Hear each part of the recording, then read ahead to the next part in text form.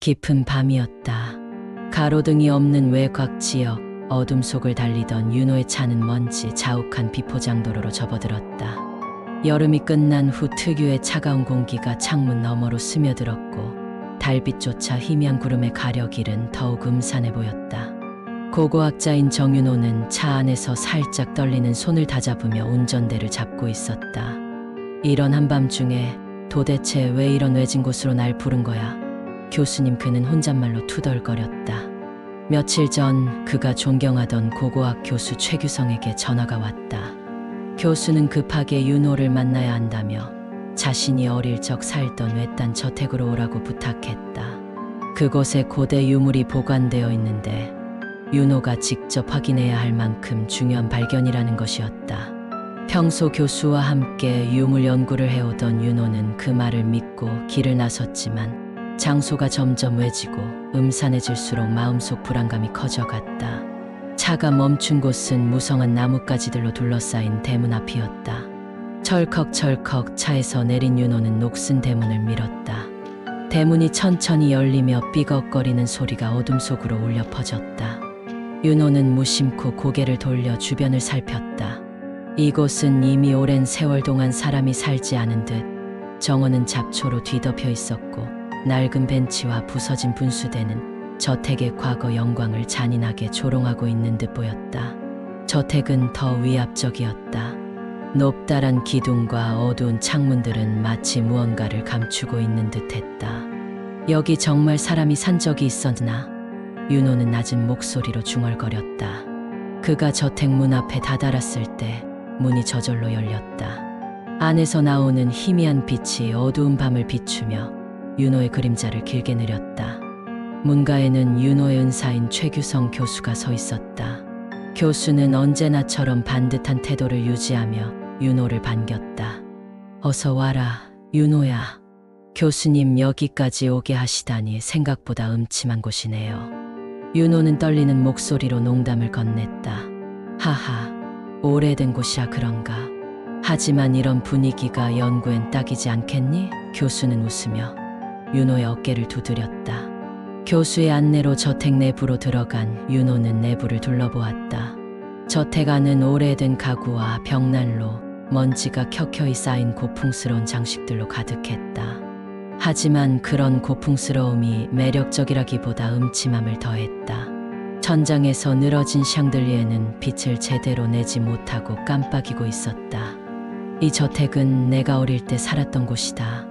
우리 가문에서 몇 대를 내려온 집이지. 그런데 이 집에 묻혀있던 유물이 발견됐어. 교수가 말했다. 유물이요? 교수님, 그럼 여긴 발굴이 진행된 겁니까? 아니, 발굴이라기보단 그냥 발견된 거야. 마치 숨겨져 있던 걸 우리 가족이 우연히 마주친 것처럼. 윤호는 교수의 말에 의아함을 느꼈지만 자세히 묻지는 않았다. 두 사람은 어두운 계단을 따라 저택의 지하실로 내려갔다. 좁은 계단은 양쪽 벽에 박힌 오래된 촛불로 겨우 밝혀지고 있었다. 촛불이 바람도 없는데 흔들리는 것을 보며 윤호는 불길한 기분이 들었다. 지하실에 도착하자 윤호는 넓은 방 한가운데에 놓인 유리 진열장을 발견했다. 그 안에는 커다란 청동 거울이 보관되어 있었다. 거울은 처음 보는 순간부터 묘한 긴장감을 불러일으켰다. 표면은 금속임에도 불구하고 마치 물결처럼 일렁이고 있었다. 윤호는 그것이 단순히 빛의 반사 때문이 아님을 직감했다. 이게 바로 그 유물이야. 교수가 진열장을 가리켰다. 고대 그리스에서 사용된 청동 거울로 보이지. 신화에 따르면 이 거울은 저주받은 자가 만든 거야. 자신의 가장 깊은 두려움을 봉인하기 위해. 그리고 거울을 보는 자는 자신의 두려움과 마주해야 한다고 하지. 교수의 설명에 윤호는 거울을 더 가까이 들여다보았다. 거울 속에는 자신이 서 있는 모습이 비쳤지만 이내 윤호는 무언가 이상한 것을 발견했다.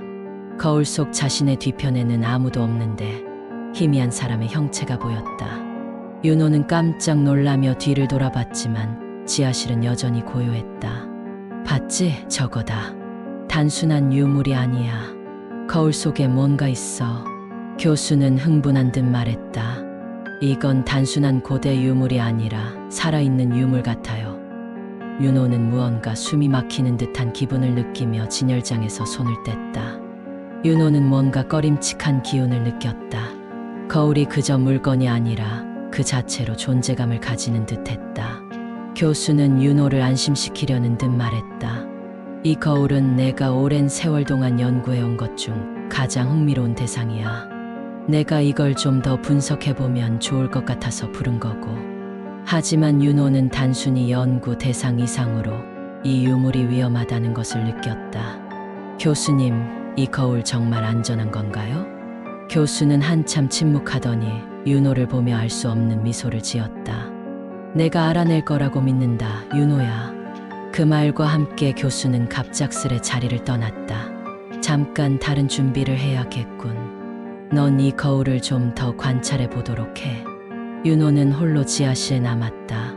진열장 속에서 거울은 마치 그를 응시하고 있는 것처럼 빛나고 있었다. 그는 거울을 마주하며 조심스럽게 손을 뻗었다. 거울 표면에 손끝이 닿자 그의 머릿속엔 이상한 불길함이 몰려오기 시작했다. 그 순간 윤호는 무언가 끌려 들어가는 기분을 느꼈다. 거울의 표면이 일렁이며 그의 시선을 집어삼키는 듯했고 방 안의 공기가 얼어붙었다. 뭐지? 그는 속삭이듯 말하며 두려움에 휩싸였다.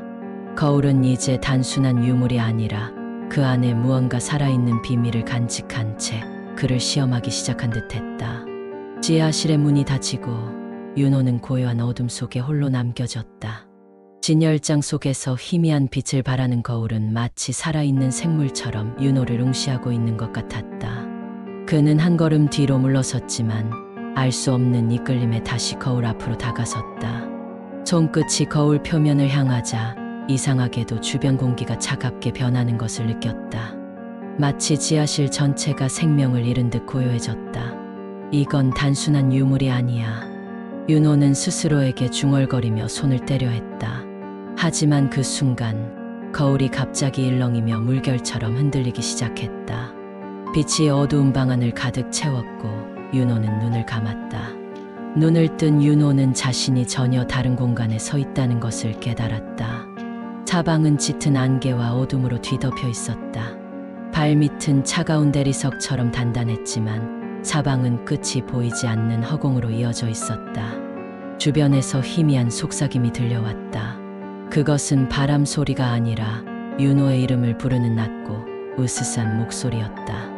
윤호야, 윤호야. 그 목소리는 낯설지 않았다. 그건 몇 년 전 그의 친구 지훈의 목소리였다. 윤호는 당황스러웠다.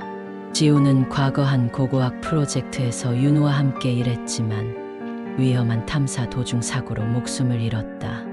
윤호는 그 일을 생각할 때마다 죄책감에 시달렸다. 윤호야, 왜 날 두고 떠났니? 목소리는 점점 가까워졌고 윤호는 공포에 휩싸였다. 지훈, 내가 왜 여기에 있는 거야? 윤호는 목소리를 향해 소리쳤다.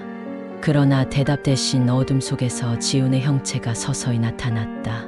그의 얼굴은 윤호가 마지막으로 보았던 모습 그대로였다.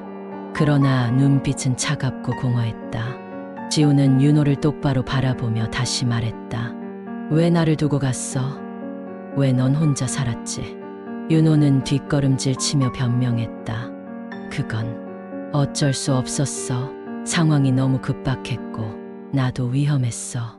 하지만 지훈의 표정은 변하지 않았다. 오히려 그의 목소리는 더 강해졌다. 넌 선택할 수 있었어. 나를 구할 수도 있었잖아. 하지만 넌 도망쳤어. 윤호는 과거의 그 순간을 떠올렸다. 지하의 유저간, 무너지는 돌더미 속에서 지훈이 손을 뻗으며 자신을 부르던 모습. 윤호는 그 손을 잡을 수도 있었지만 공포에 휩싸여 도망쳤다. 그는 살아남았지만 그 선택이 옳았는지에 대한 의문은 평생 그를 따라다녔다. 지훈의 형체는 점점 가까워졌다. 그의 눈동자는 윤호를 꿰뚫어보는 듯했고 그의 목소리는 더 많은 목소리로 겹쳐지기 시작했다. 넌 나만 버린 게 아니야. 얼마나 많은 걸 외면했는지 생각해봐. 그 순간 어둠 속에서 또 다른 환영들이 나타났다. 윤호가 외면했던 모든 과거의 실수와 잘못들이 형체를 이루었다. 그는 고향에서 떠나며 가족들에게 상처를 준 기억, 연구에 몰두하느라 사랑하는 사람을 외면했던 순간, 그리고 동료들을 위험에 빠뜨렸던 일까지 모두 떠올렸다. 멈춰. 윤호는 두 손으로 머리를 감싸며 소리쳤다. 하지만 환영들은 멈추지 않고 점점 그를 에워쌌다. 그들의 시선은 원망과 슬픔으로 가득했고 그들의 손은 윤호를 향해 뻗어왔다. 그는 숨이 막힐 것 같았다. 이건 그냥 환상일 뿐이야. 이것은 내가 만든 두려움일 뿐이야. 윤호는 스스로에게 속삭였지만 공포는 쉽게 사라지지 않았다. 환영들은 점점 가까워졌고 그가 뒷걸음질 칠수록 끝없는 허공이 그를 끌어당기려는 것 같았다. 그때 그의 귓가에 또 다른 목소리가 들렸다. 그것은 신당에서 그를 맞이했던 소녀의 목소리였다. 그녀의 목소리는 차분하면서도 단호했다. 두려움에서 도망치지 마세요. 그것은 당신이 만든 것입니다. 그들과 마주하세요. 윤호는 그녀의 말을 되새기며 숨을 깊게 들이쉬었다. 그는 떨리는 손으로 주먹을 쥐고 자신 앞에 있는 환영들을 똑바로 쳐다보았다. 그래, 나는 너희를 외면했고 잘못했다. 하지만 난 이제 도망치지 않을 거야. 나를 용서하지 않아도 괜찮아. 내가 너희를 기억하고 나의 책임을 지고 앞으로 나아갈게. 그가 그렇게 말하자 환영들의 움직임이 멈췄다. 그들의 얼굴에서 원망이 서서히 사라지고 윤호를 향한 슬픈 미소로 바뀌었다. 그리고 하나씩 안개처럼 사라졌다. 어둠 속의 공간도 점점 밝아지기 시작했다. 윤호는 천천히 눈을 떴다. 다시 지하실로 돌아와 있었다.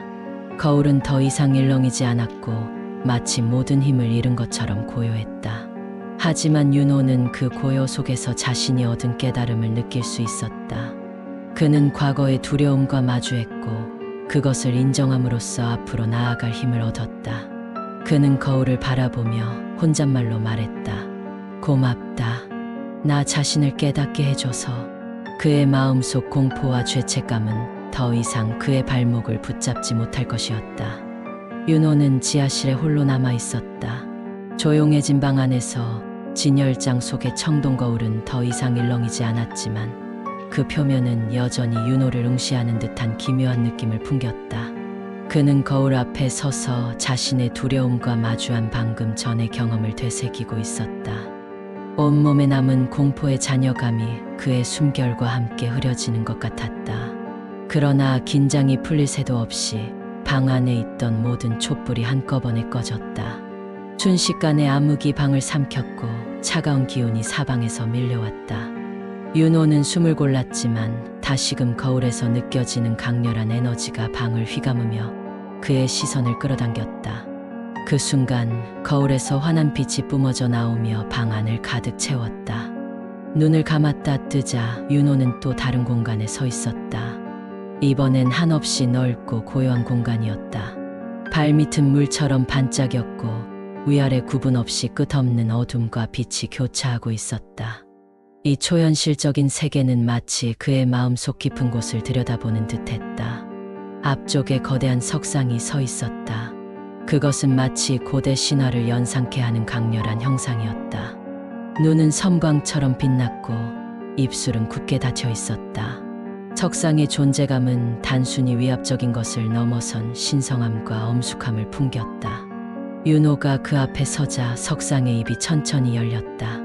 그리고 방 안에 무겁고도 깊은 목소리가 울려 퍼졌다. 정윤호, 너는 거울 속에서 자신의 두려움을 마주했다. 그러나 그것만으로는 충분하지 않다. 내가 진정으로 앞으로 나아가려면 자신의 진실을 인정하고 그것을 짊어질 준비가 되어 있어야 한다. 윤호는 그 말에 침을 삼켰다. 목소리는 단순히 석상에서 나오는 소리가 아니라 마치 그의 내면 깊숙한 곳에서 울려 퍼지는 것 같았다. 석상이 다시 말을 이었다. 너는 과거에 많은 선택을 했다. 그 선택이 너의 삶을 이루었고 또한 너를 무너뜨렸다. 이제 마지막으로 묻겠다. 너는 그 모든 것을 짊어지고 나아갈 준비가 되어 있는가? 윤호는 석상을 바라보며 깊은 숨을 내쉬었다. 그의 마음속에는 수많은 목소리가 뒤섞이고 있었다. 자신의 선택이 옳았는지 아니었는지, 그리고 앞으로도 계속 실수를 반복하지 않을 자신이 있는지에 대한 의문들이 머리를 스쳤다. 하지만 그는 마침내 스스로를 다잡고 단호한 목소리로 말했다. 나는 내 잘못을 인정한다. 내가 외면했던 사람들, 내가 무너뜨린 관계들, 그리고 내가 피했던 두려움들 모두 내가 만든 것임을 알고 있다. 하지만 이제 나는 도망치지 않을 것이다. 나의 잘못을 짊어지고 그것을 교훈으로 삼아 나아갈 것이다. 그의 말이 끝나자 석상은 잠시 침묵했다. 그러나 그 침묵 속에서 윤호는 자신의 목소리가 무겁고도 단단하게 퍼져나가는 것을 느꼈다. 석상의 눈이 환히 빛나며 다시 목소리가 울렸다. 너의 결심을 인정하노라. 이제 너는 이 거울의 저주에서 벗어날 자격을 얻었다. 그 순간 윤호의 앞에 서 있던 석상이 천천히 부서지기 시작했다. 돌 조각들이 빛으로 변하며 공중으로 떠올랐고 석상이 사라지자 그의 앞에는 다시 청동 거울이 놓여 있었다. 하지만 이번엔 그 거울이 더 이상 두려움이나 고통을 담고 있지 않았다. 대신 맑고 고요한 수면처럼 빛나고 있었다. 윤호는 거울 앞으로 다가갔다. 거울 속에는 그의 모습이 비쳤다. 그러나 이번엔 그의 얼굴에 두려움 대신 평온한 자신감이 서려 있었다.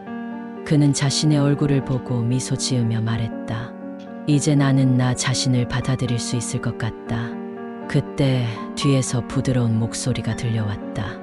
윤호가 돌아보니 신당에서 처음 만난 소녀가 서 있었다. 그녀는 여전히 하얀 옷을 입고 있었지만 이번엔 그녀의 얼굴에 슬픔 대신 환한 미소가 떠올라 있었다. 축하합니다, 윤호 씨. 당신은 진정으로 거울의 저주를 풀어냈습니다. 당신은 대체 누구입니까? 윤호는 물었다.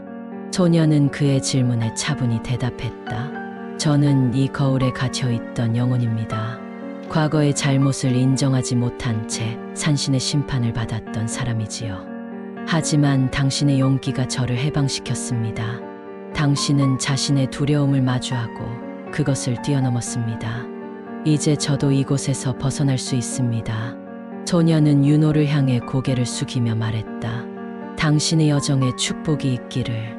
그녀는 천천히 빛으로 변하며 사라졌다. 윤호는 그녀의 마지막 모습을 바라보며 자신도 모르게 깊은 감사의 마음을 느꼈다. 윤호가 눈을 떴을 때 그는 다시 지하실로 돌아와 있었다.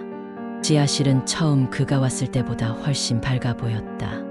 진열장 속 거울은 이제 완전히 평범한 유물처럼 보였고 더 이상 어떤 기묘한 기운도 느껴지지 않았다. 그는 거울을 조심스럽게 덮고 밖으로 나왔다. 저택 밖은 새벽빛이 비추고 있었고 차가운 공기가 오히려 그의 마음을 상쾌하게 했다. 그는 다시 운전석에 앉아 조용히 말했다. 내가 나아갈 길은 내가 만드는 거야. 이제 멈추지 않겠어. 윤호는 차를 몰아 도로를 달리기 시작했다. 뒤로 멀어지는 저택은 더 이상 음산하게 느껴지지 않았다. 그곳은 단지 그의 내면을 비춰주던 거울과도 같은 장소였을 뿐이었다. 이후 윤호는 고고학자로서 연구를 계속하면서도 사람들과의 관계와 자신의 선택을 더욱 신중히 고민하며 살아갔다. 그는 이제 과거의 그림자에 얽매이지 않고 자신의 길을 책임감 있게 걸어가고 있었다. 그 거울에 담긴 전설과 진실은 윤호의 가슴 속에 오래도록 남아 있었다.